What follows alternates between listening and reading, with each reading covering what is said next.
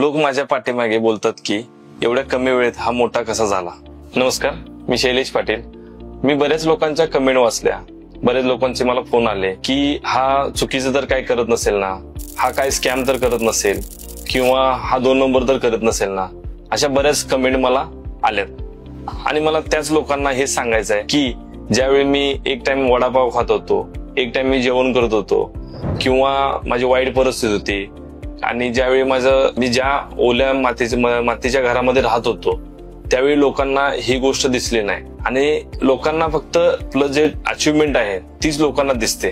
म्हणजे त्याच्या मागचं जे कारण आहे, म्हणजे त्याच्या मागे जे आपण मेहनत घेतलेली आहे ती लोकांना अजिबात दिसत नाही। मला लोकांना एकच सांगायचं आहे की एखाद्याबद्दल बोलताना त्याच्या मागची सत्यता काय आहे, खरं काय खोटं काय, ह्याची पूर्णपणे शहानिशा करून त्याच्याबद्दल बोललेलं कधीही चांगलं असतं। एखाद्याच्या पोटात गेलेलं विष काढता येतं, पण कानात पेरलेलं विष कधी काढणं अशक्य आहे। तुम्हाला एकच गोष्ट सांगतो, आम्ही कोणतेही चुकीचे नंबर दाखवलेले नाहीत, चुकीच्या कमिटमेंट केल्या नाहीत। जे केलं ते आम्ही ज्या गोष्टी रिअलिस्टिक आहेत त्याच गोष्टी लोकांना आम्ही दाखवल्या आतापर्यंत।